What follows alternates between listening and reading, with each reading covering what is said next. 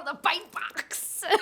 This is the bite box. It's constructed from a 100% polyester that is water resistant. This is a fully insulated little lunch box, snack box, whatever you want to put in here.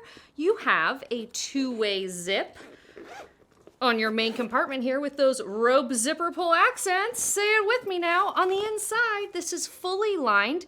It is not seam sealed, so we recommend using a ice block. You don't want to use loose ice in here. It'll leak right through, but an ice block is a fantastic option to keep your munchies cool. There is a breathable mesh pocket on the top with that zipper closure on there.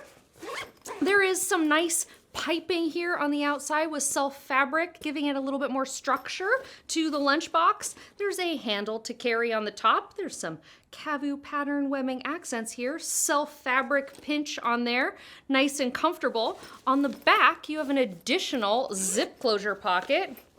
Ooh, that's also nice insulated lined in there. A detachable crossbody nylon webbing strap that's adjustable, and you can wear it vertically to carry or just attach on this side and put it on this other D-ring over here that's also Cavu patterned webbing, and there's a nice little daisy chain so you can hook things to it and you can carry it that way.